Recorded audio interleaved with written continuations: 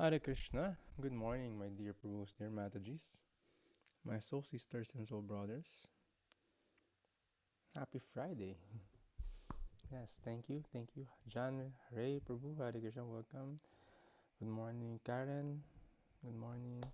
Hare Krishna, Levi Prabhu, Hare Krishna, Marina Mataji, Hare Krishna, Mel, Hare Krishna, Stella, hi. Yan, si Levi, ingat sa drive. We have Makoy, Hare Krishna, Oliver Prabhu, Hare Krishna, and yes, bagong join si, di pa tayo naririnig, Karis, Hare Krishna. How about these? Mahina pa rin ba? If you could hear and see me clearly, sound like naman dyan. Okay na. Yan. Thank you very much. Pasensya na, first of all, I wasn't able to upload pa yung mga things to upload, the videos, the slides yesterday. We'll upload it after our class. Late ako nakuwi yasnet. So you know the drill, we should be in the right mood, in the mood of request, in the mood of humility, in our realm, entering the realm of study sa ating yoga philosophy. So join me as we recite the invocation mantras.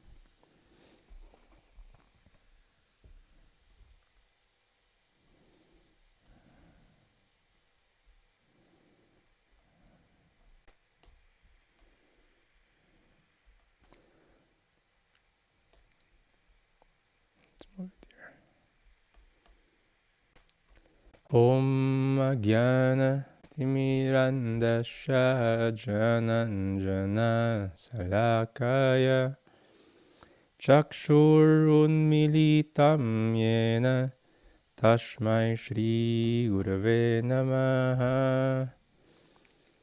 Nama Om Vishnupadaya Krishna Preshthaya Bhutale Srimate Bhaktivedanta Swami Niti Namine.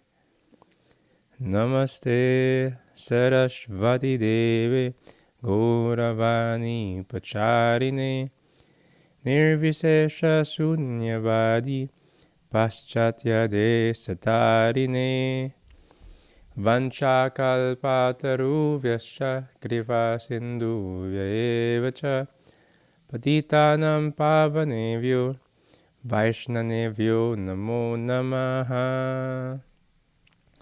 So this third mantra, the Panchakalpataru, is pertaining to paying the respect to all those who are practicing Bhakti Yoga, all of you. It is the translation of the Kripa Sindhu, or the ocean of mercy. I offer my respectful obeisances to those who are the Vaishnav devotees, who are just like desire trees. They could fulfill the desires of anyone, and they're full of compassion to the fallen conditioned souls. Because the association of this kind of devotees, Vaishnavas, or those who practice Bhakti Yoga, is very rare. Sobrang rare niya. So, sino nakakatanda ng ating acronym last time? Yoga Philosophy acronym. Sa chapter 3, yung mga activities, ano yung perfect example na yun? Kahit putulin mo siya, sometimes, he will give shade.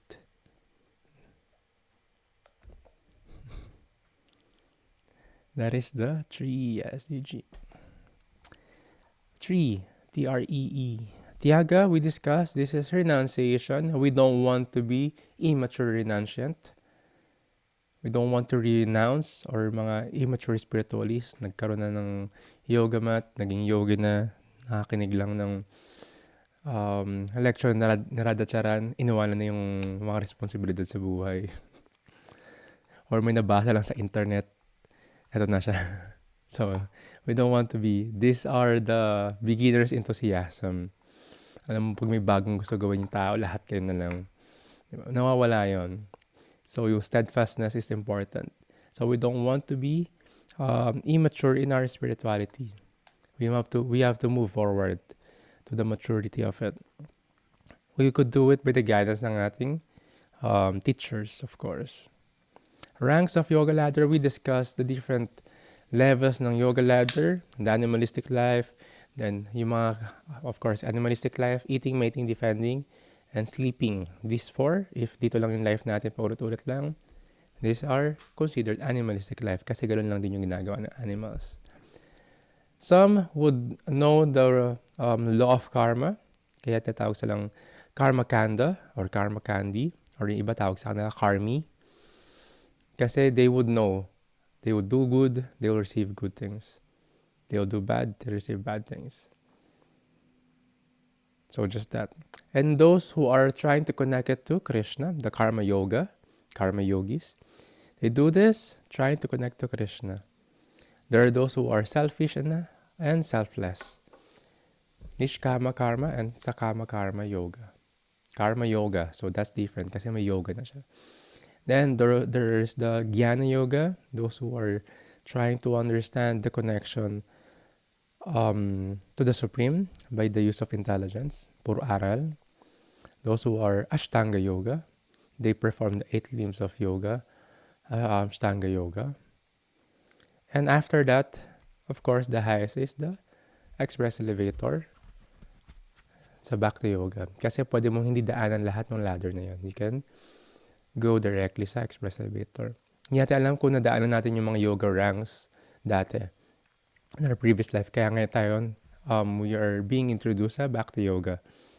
Or maybe, because of the mercy sa blessings ng mga ibang Bhakti Yogi then, we could receive it. And yeah, we could ride along sa express elevator. Eternal enemy, ano yung eternal enemy natin? It is sitting in senses, mind, and intelligence, never satisfied. Ano yun? It is lust only, Arjuna, sabi ni Krishna. And we need to spiritualize lust kasi it is a perverted reflection ng love natin, original love, yung lust. So we need to spiritualize lust. So welcome sa ating Essence of Bhagavad Gita, Chapter 4, Transcendental Knowledge. So in Chapter 3, puro actions, karma. This is Chapter 4, puro naman knowledge, knowing how. And how to receive that knowledge is through our ears. That's how important hearing is. The most important senses na meron tayo. It never stops. Kahit matulog ka, you could hear. Ba't ka nagigising sa alarm? Because you are hearing. The transfer of knowledge is through hearing, of course. Minsan na libro, pero it's a form of hearing then. Or itatawag itong Shruti. Previously, wala pang libro. It was just recently, 5,000 years ago. Dati, the knowledge was being passed down through teacher and student relationship for much more longer time. Tinatawag sila mga Shrutidar. What they've heard, they could memorize. Even one time lang, then they could repeat. Photographic memory they have. Tayo ngayon, ano nga uli yun? Kakasabi lang. So this is the prediction nila Vyasadeva. That's why they needed to compile this in a book. So sa palm leaves sila dati. Palm lang, basta mga leaves yun. Tapos it was transferred to paper. Tapos this time, nasa Kindle na siya. So still, this is through hearing. So now, the art process is also through hearing. So letter E natin, eternal education. Krishna is describing, now here Arjuna sa 4.1. Instruction natin ng teacher sa atin palagi is to always listen. In the path of practice, in the path of progress, we need to still listen. Hindi yung sa umpisa ka lang nakikinig tapos proud ka na afterwards. We need to listen. Ano daw yung papakinggan? This is the eternal education. So Krishna explains how this eternal education system was originally set up by him. Sa akin galing yun. So you can open your Bhagavad Gita sa 4.2. Importante to. But I have a copy here also. Maliit lang. Text number 1. Ito yung sabi ni Krishna, text number 1. I instructed this imperishable science of yoga to the sun god Vivashvan, and Vivashvan instructed it to Manu and the father of mankind, and Manu in turn instructed to Ikshvaku. So it was being passed down. Si Krishna yung pinanggalingan. Yung text 4 to 9. Sige, basahin natin dire-diretso. This supreme science was thus received through the chain of disciplic succession, and the saintly kings understood it in that way. But in course of time, the succession was broken, and therefore the science as it is appears to be lost. So it was being passed down, and in-emphasize dito yung saintly kings, Raja Rishi. Know it this way. Kasi pinoprotektahan nila yung knowledge na yun. And they also study, they also follow. The rules of the earth is the scriptures. There's no separation ng law and ng religion. Dati yun But of course, things are watered down ngayon. Dati, the advisors of the kings are also mga saints. Kaya siya rin is considered as saintly kings. They're guided by one scripture. So it was being passed down, but as time goes by, it appears the chain of disciplic succession is broken. So this knowledge is being passed down para siyang underground river. Nagdi-disappear siya. So the science as it is appears to be lost. Appears to be lost lang naman. That very ancient science of the realization with the Supreme is today told by me to you, because you are my devotee as well as my friend, and can therefore understand the transcendental mystery of this science. So that is one reason ni Krishna. Bumababa siya to reestablish that chain of disciplic succession again and again. So nagiging niya yun. Ayun yung isa sa purpose niya. He will send his pure devotees or he will come himself.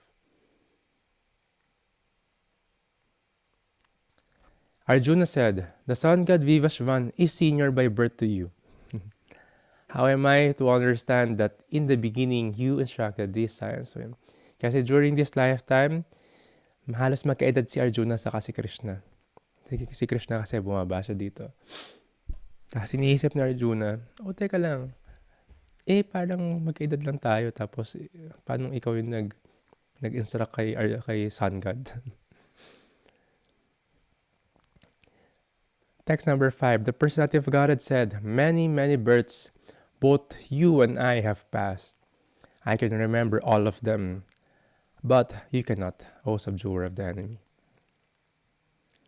Because us taking us this material body, we are subjected to forgetfulness. That is the nature of this body, these senses. But si Krishna, he's not taking a material body pag napunta siya rito. He comes here with his spiritual body. And he could remember everything, past, present, future. So he knows it. Actually, si Arjuna palaging kasama ni Krishna in previous lives. But this is a situation na kailangan makalimutan ni Arjuna. So sabi ni Krishna, many, many births, both of you and I have passed. Natandaan ko, ikaw hindi mo natandaan. Although I am unborn, and my transcendental body never deteriorates, and although I am the Lord of all living entities, I still appear in every millennium in my original transcendental form, yes. That is Krishna. He comes with his transcendental form, body. Never deteriorates yung body niya. Unlike us, tumatanda yung body, no? Siya wala siyang material body, that's spiritual body. This is the reason bakit si Krishna bumaba rito. Text number 7. Whenever and wherever there is a decline in religious practice, O descendant of Bharat, and a predominant rise of irreligion, at that time I descend myself.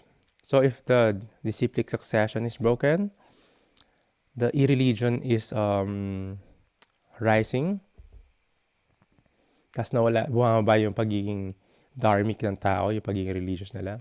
Krishna comes to this material world. He descends himself. Ano yung reasons? Text number 8. To deliver the pious and to annihilate the miscreants, as well as to re-establish the principles of religion. I myself appear millennium after millennium. That's 3 reasons. Deliver the pious, yung mga devotees niya, to be with them, to deliver them, annihilate the miscreants, the demons. So, pag nabasa niyo yung Krishna book, if you have a copy, ang dami yung pinatay na demon doon. And re-establish the principles of religion. Same as the text number 7. Re-establish niya yung chain of disciplic succession and religion. Millennium after millennium, lagi siya napunta rito. And it's all predicted sa scriptures. Tuwing mababa si Krishna rito, nasa scriptures yun. Even yung mga future na dadating. Tuwing pupunta rin si Krishna rito, nasa scriptures and may mga signs siya na siya yun. So, all the pretenders could not. Di sila makapag-pretend. Mga imposters. Text number 9.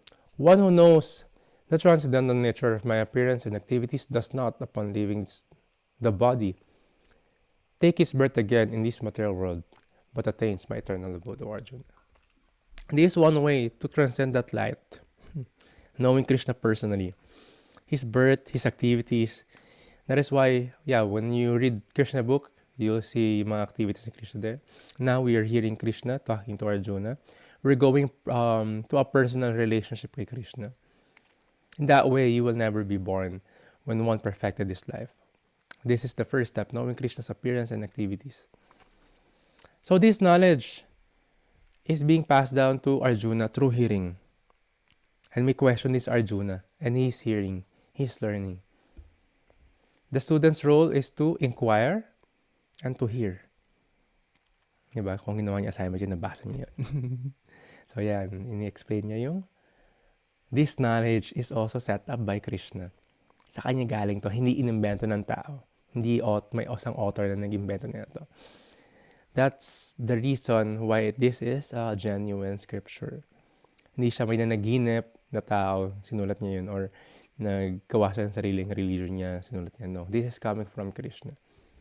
As it is. Letter A natin, accurate understanding. Because yes, we don't want to waste time and just to put our lifestyle into something that is just manufactured. Everyone is actually searching for Krishna in different aspects of his manifestation. Those who are materially inclined, they are searching for Krishna through his energy, misa and samani. Ayun yung worship nila. Indirectly, they are connecting to Krishna indirectly. Like the money, that's his energy. Worshipping all the things, that's his energy. But it will be the cause of karma, those material things. So those who are transcendentalists, yes, the impersonalists, they connect to Krishna, to the light, nothingness, the Brahmajyoti or Brahman, the Nirvana. That's how they will realize Krishna. Only the light. Ayun yung meditation nila, hindi yung goal nila. They will have a lot of philosophies, but it will just be how to detach themselves from these worldly things and just focus on the light. So that is the Buddhist philosophy. Even the ahimsa. So you will be detached with this all this karma. Be non-violent, so you can be in the light. Detachment. Pero most of them are falsely detaching. So the original Buddhists are mga vegetarian sila. Kasi that's one of the goal ni Buddha, to promote ahimsa. He used that for the people na nag-a-abuse sa Vedas, sa scriptures, to be removed. Yung belief nila doon. Kasi they used the Vedas to eat animals, to do sacrifices to eat animals. They're misusing it.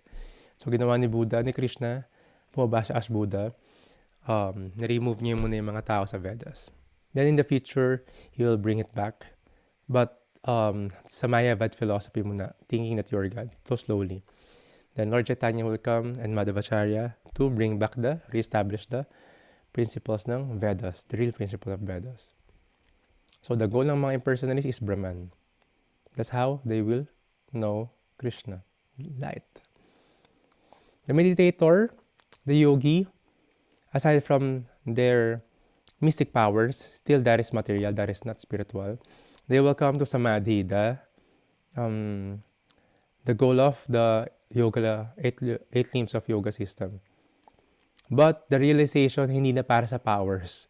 The realization, hindi na para sa material things or sa bodily position. The meditation is to the divine within, the Paramatma.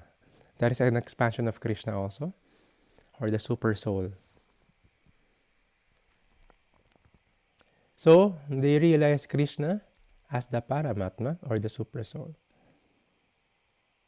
Krishna in our hearts. So, that's the end part ng mga yogis. Some hindi makakapunta pa doon. Perfect nila. Then when they realize Krishna from within, they will step into bhakti. Nakita na nila si Krishna, anong gagawin ko? Now I want to serve you. I want to be connected to you, with you in love. Hindi just meditating, just trying to see Him. No, you want to serve. You want to have a loving relationship. Those are the devotees. So, pwede mong daanan itong mga to, like the yoga ladder, or you can have the express elevator. The process of knowing Krishna, and you're already serving and loving Him. The process is the goal. That's devotees. They realize Bhagavan. Bhagavan means the Supreme Personality of Godhead. He have this 6 kind of opulences. All-powerful, all-knowing, all beauty. Isa-isa natin. Powerful, knowing, beauty, 6 is renouns, all... Search nga natin. Baka magkamali ako. He is the most powerful. He is the most renounced. He is the most beautiful. He is the most knowledgeable. He is the most... I don't know. I forgot. 6 opulence of Bhagavan. Yan.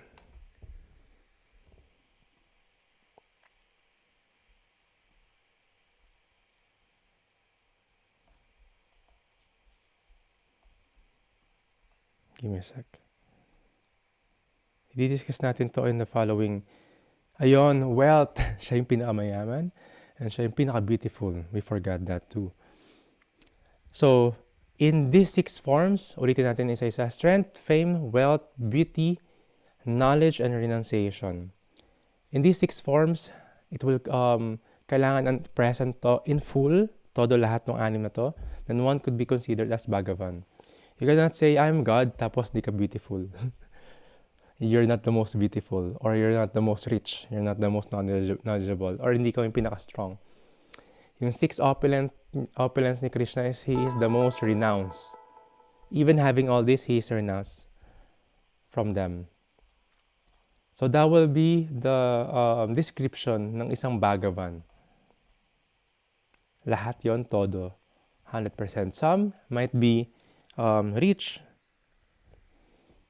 Some might be knowledgeable, pero hindi siya beautiful. So may mga sobrang rich, pero hindi siya most renounced dun sa richness niya, sa wealth niya. So si Krishna is the Bhagavan having all these 3. So sino makaka-relay sa mga to? If one is of course connected kay Krishna personally. Only the devotees who will realize Krishna fully. Kasi to be using the common sense, how will you know a person if you're just seeing the light or you just want to see him? You want to know ano yung meron sa kanya. Sino siya? Beyond. So kaya tayo mga personalists. So that's the accurate understanding. You cannot just invent about God tapos you don't know about anything about Him.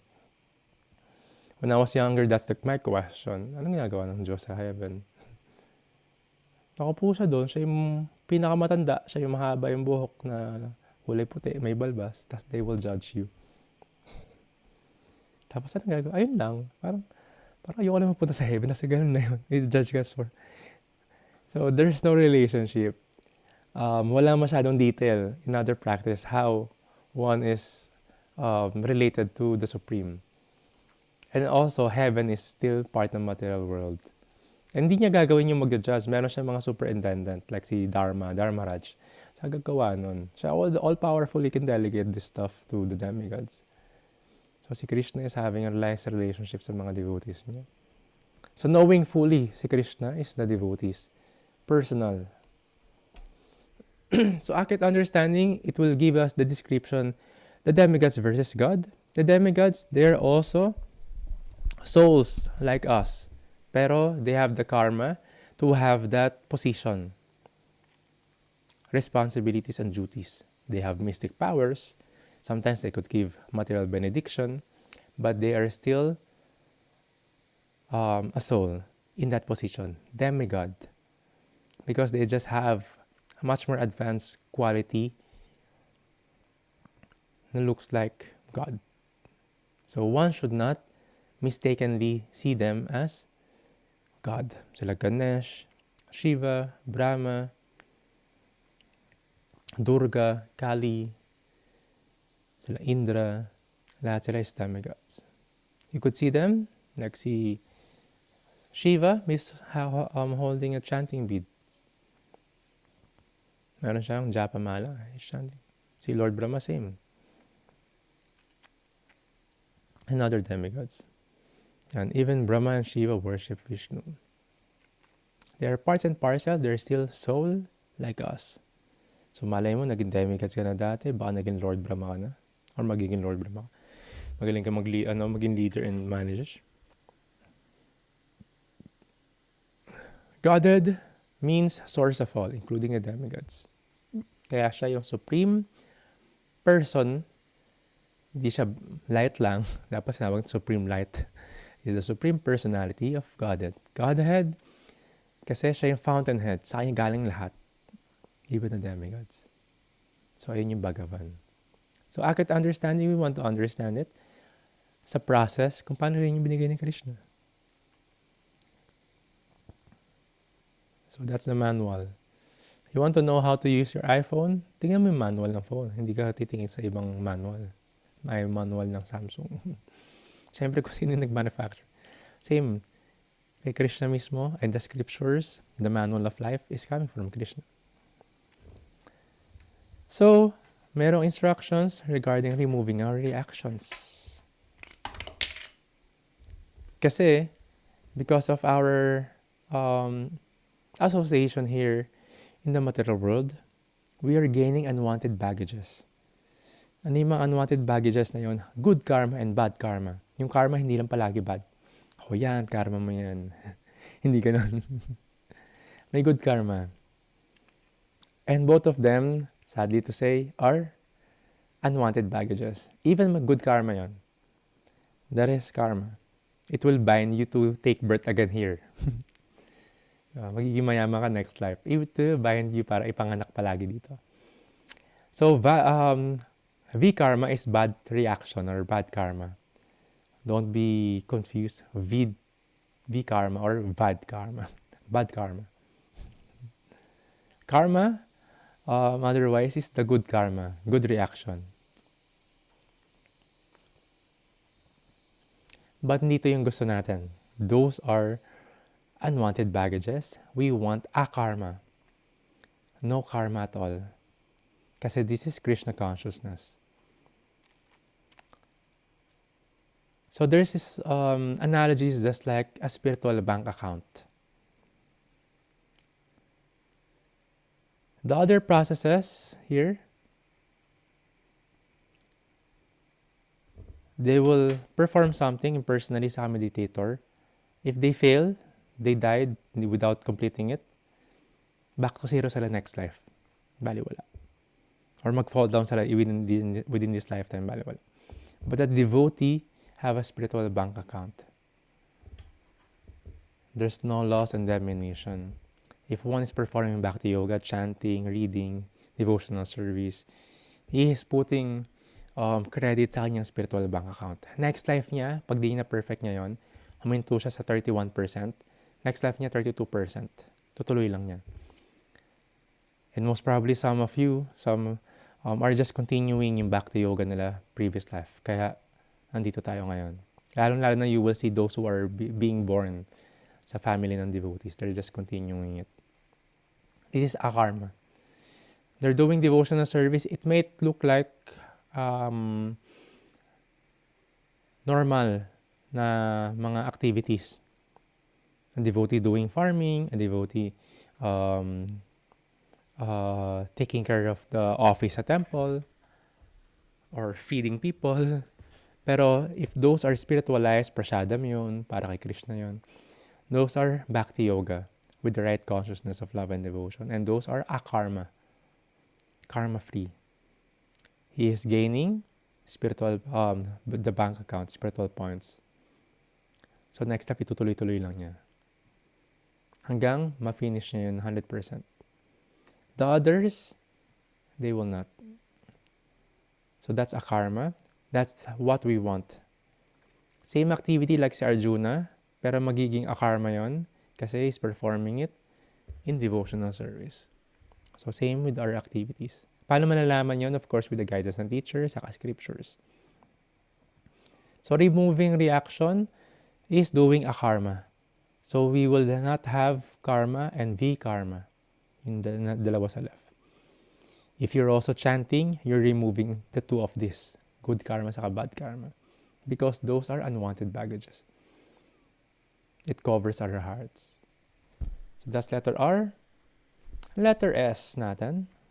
Sobrang importante to. Sino dito yung gumawa ng assignment?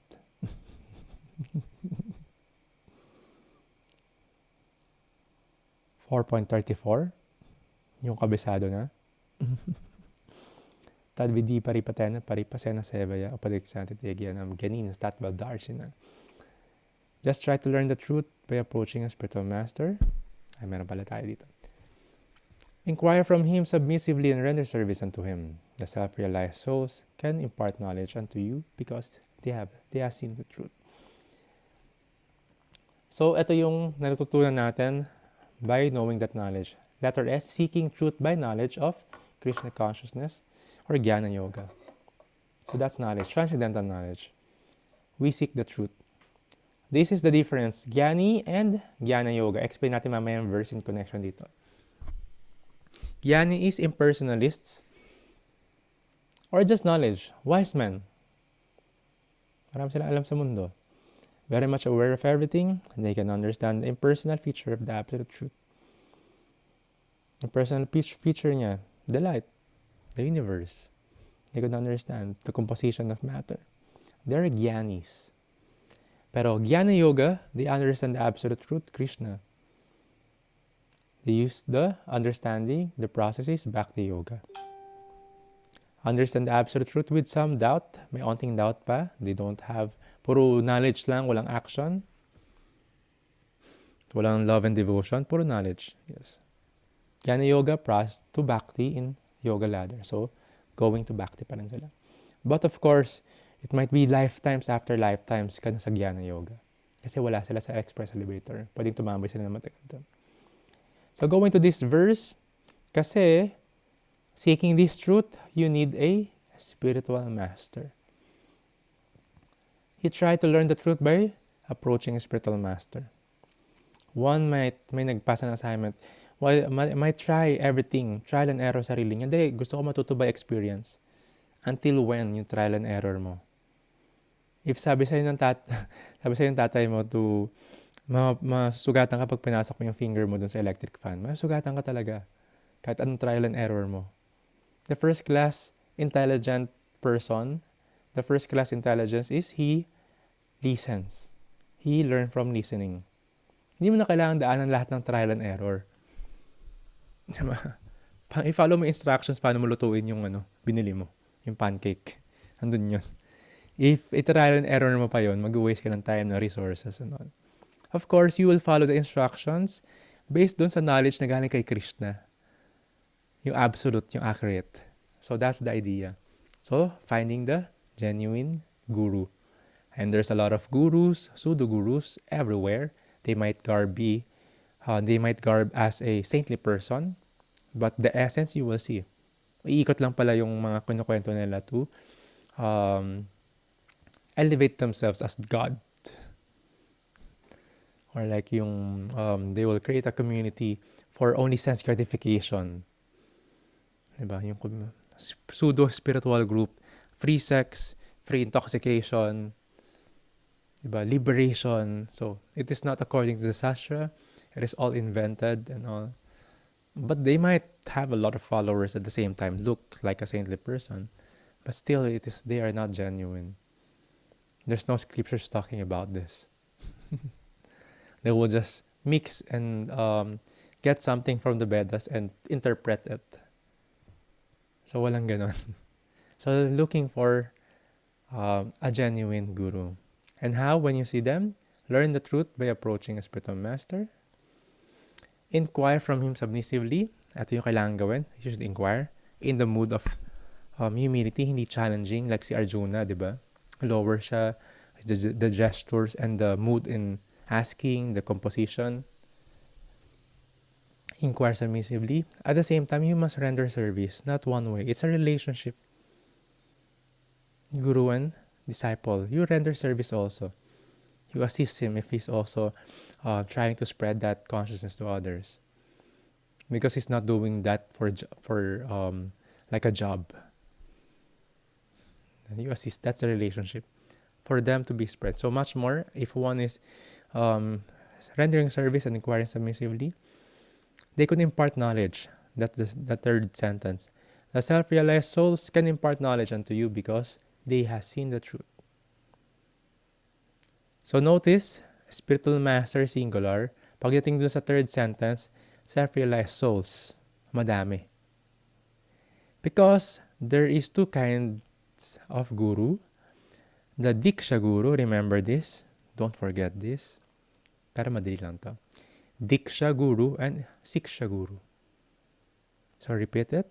Diksha and Shiksha. Diksha Guru is the one who will give the initiation. They are giving the spiritual names. They are formally accepting you as a disciple.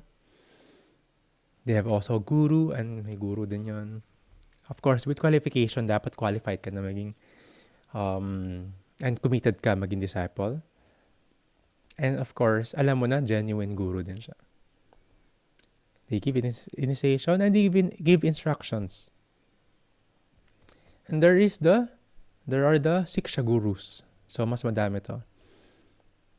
Sila yung mga senior sa atin in spiritual life.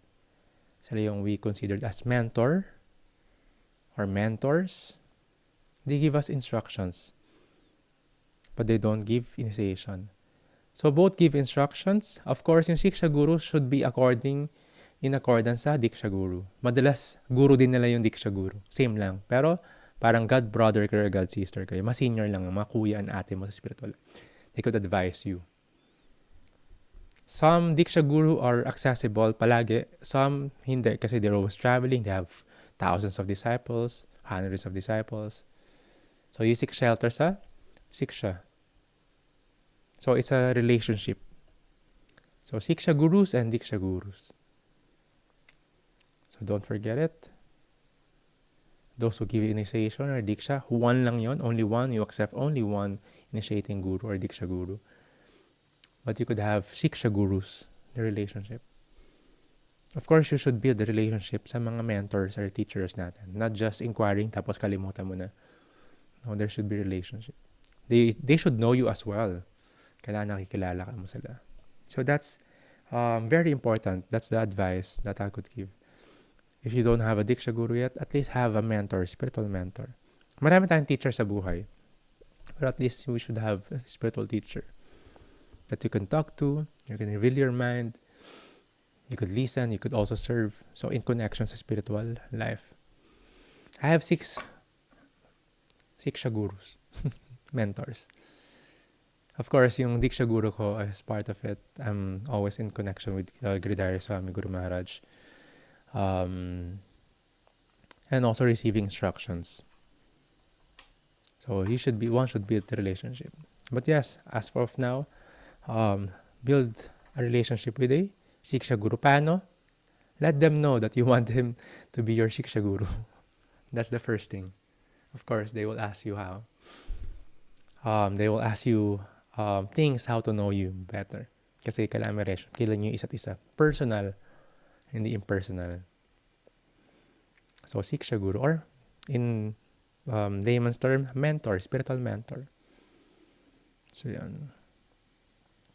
So, even si Krishna, nung bumaba siya rito, kung bakit importante yung magkaroon ng guru, si Krishna nag-accept. Si Krishna na yun, Supreme Personality of God, nag-accept siya ng Diksha Guru. Even si Lord Chaitanya nag-accept ng guru. So, we all need a guru. Kailangan natin yun. If you are really serious in spiritual life. And we need to be, just like the second sentence, to be a qualified student. Inquire submissively. Of course, di mo ka mag-inquire ng mga mababaw na question na, ano favorite color mo? Hindi ganun level. Meaningful, may sense. Ikaka-advance mo spiritually. Anyway, you must render service. This is a nice relationship if you have this. No? Sarap ng buhay. Before I became a monk, I have relationship with devotees, Shiksha Gurus. From high school hanggang nag-business na ako, hanggang mago mag-monk, hanggang ngayon. Pero ang sarap na may guide ka sa buhay. You can talk to them. And you trust them. Hindi ka papahamak. They will not put you in a situation. Diba? And they will not just flatter you. They could give. You choose a Shiksha Guru that could give you the thunderbolt and rose petal. It means the compliment and all the feedbacks, things to improve. Minsan kailangan kayanigin, kailangan gisingin. Pero if you trust that person, of course, it will be beneficial. So those are the topics in this chapter. Ears. We receive the knowledge through our ears. Ano yung kailangan natin ma-receive? The eternal education. Galing kay Krishna. Eternal to kasi hindi lang basta nasulat siya 5,000 years ago. It's ever existing. And ever relevant. Hindi nagbabago. Modern times na hindi na applicable yan. No? Relevant yan lahat. Mag-iiba lang ng term. Mag-iiba lang ng application ng onte. Pero halos lahat same. One will experience birth, death, old age, and disease. And one should connect to Krishna. Eternal education, kasi galing kay Krishna yun, in-establish niya mismo yun. Sabi niya kay Arjuna, hear. Continuously hear. And dahil doon, we should have the accurate understanding, knowing na demigods are different from Krishna. At the same time, yung practice ng impersonalists and the mga yogis, ito yung nare-reach nila. The ultimate na makaka-realize kay Krishna is those who are bhakti yogis, personal relationship. Very in a common sense, kung ano yung practice. So you'll know Krishna much better. You'll realize Krishna. That extent. Removing reaction, the activities with want akarma or spiritual activities, Krishna conscious activities. Almost same siya nung activities natin normally, pero idadagdag natin yung consciousness, Krishna consciousness. That is why this is called Krishna consciousness. And the movement ni Srila Prabhupada is called International Society for Krishna Consciousness. Spreading this Krishna consciousness. The consciousness is the key factor. Same pa rin, you're doing the work, pero mag-iba yung consciousness. Bakit, para saan mo gagawin yon? And if you got the fruits of your result, para saan mo dadalhin? So, karma and vikarma, good and bad reaction, even if you do philanthropic activities, some service in society, there are good karmas. They are still binding force para sa next life natin, birth and death. There are still unwanted baggage. Unless you will spiritualize all of them. Like if you want to spread, you want to feed people, not just vegetarian food kasi may karma pa rin yun. You feed them prasadam or spiritualized food. There's no karma. At the same time, it connects them to Krishna. We'll talk about prasadam. So, ganun din yung mga other activities, philanthropic activities, mga charity should be in connection sa Bhakti Yoga. So, it will be spiritualized. So, not only you will get spiritual points or credits, also them. The rest of bad karma and good karma is just exchanging ng kayo ng good and bad karma. So that's the difference. Removing reaction. We remove these unwanted baggages. It will be a clearer vision para sa future natin. So wala nang birth and death. We also chant to remove this. So when you chant, even your bad habits will go. Huwag mo na balikan. Nawawalan ka ng taste sa bisyo, nawawalan ka sa taste sa to, hayaan mo na yon. Diba? Sometimes you will have like a realization, nga, ba't ba ito yung mga activities ko? Diba? May circle of friends ka na alam mo naman na kasama mo lang sila sa bisyo. Diba? You can move forward. Friends mo pa rin sila, but you can move forward. Because while you're doing chanting, it's a strong spiritual vibration. It arranges everything around you. You just continue it, nangyayari yun. Minsan you will lose fake friends. Did you lose them or talagang di mo talaga sila friends kasi fake friends nga eh. So maraming ganon. You chant, you continue chanting, you'll have the full experience. The goal is not to be a loner, but it will remove all the reactions and the cause of reactions. You still have the freedom, the free will to choose. Pero you will lose taste one or the other kasi you're gaining higher taste. So the process of Bhakti Yoga is removing this. And we seek the truth. We don't want to waste our time doing things na invented lang. Lifestyle lang, na panigipan sa isang tao. Tapos wala naman siyang guru, wala nagturo sa kanya. We don't want to waste time there. This life is precious. This time is precious. You cannot bring back the time na lumipas na. You seek the truth by knowledge. That's Jnana Yoga. We learn that through the mercy ng spiritual master. We seek spiritual master. If you haven't found your spiritual master, the Diksha Guru, the Siksha Guru will bring you there. That's the big help. Or he will introduce you. Sometimes you find the Diksha Guru, sometimes the Siksha Guru first. Yung ibang Siksha Guru, they will become also Diksha Guru in the future. Pero now, find the spiritual mentor and connect to them. Let them know that you wanted them to be spiritual teachers. So of course, if they're also doing that role, mamaya kumuha ka lang kung sino tapos wala kayong relationship, pwede ba ito maging spiritual teacher? So there are different roles ng mga duties ng mga tao that's doing that. The monks, those devotees. Pwede kang kumuha ng teacher sa impersonalism. Of course, tuturo sa'yo impersonalism. But we want to be in accurate understanding to know Krishna personally. So before we take a photo and question and answer, these are the assignments for next session, due Friday ngayon, Monday.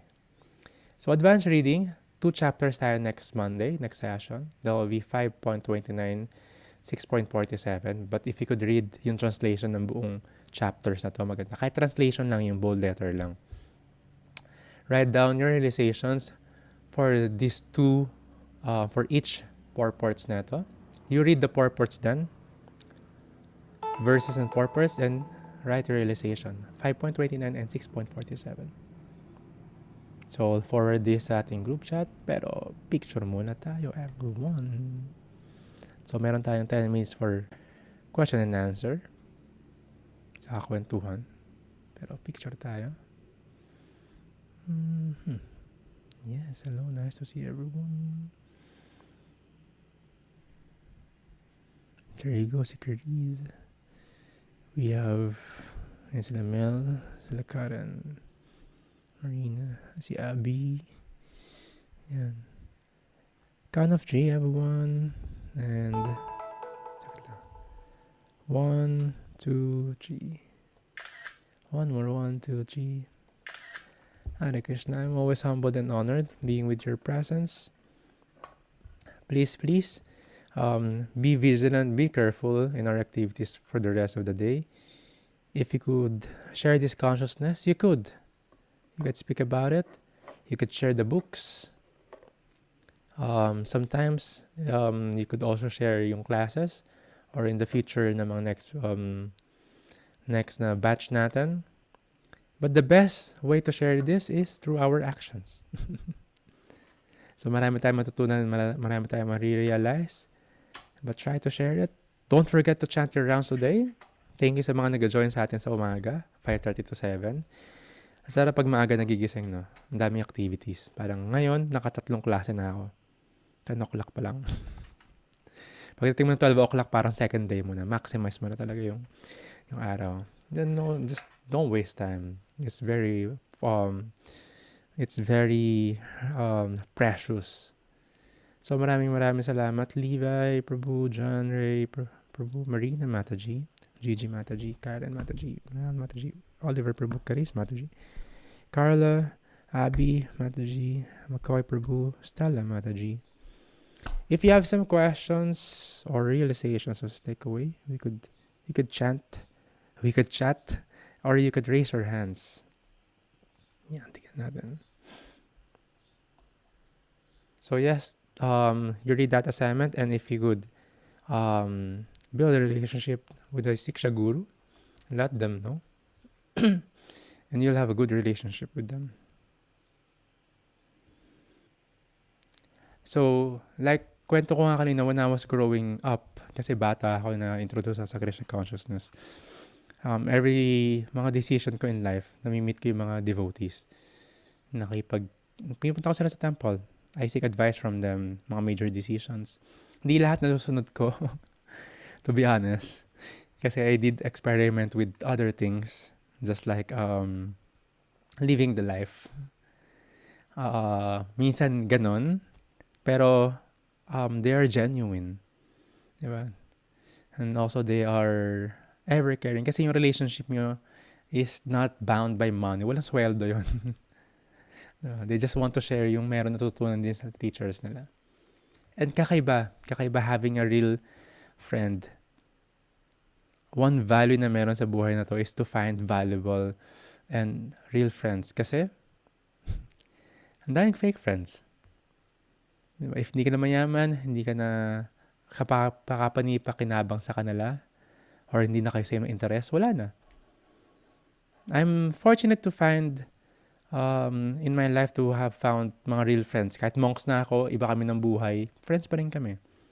They visit me here, pre-pandemic, or we see each other, we stay in contact. Kahit totally hindi nila nagigets yung ginagawa ko, we're friends. But all due respect. Some, because of small petty things, they will give up yung friendship. Lalo na money, ano ba, yung business partners, and all. So, ito yung mga value ngayon sa buhay natin. Finding real friends.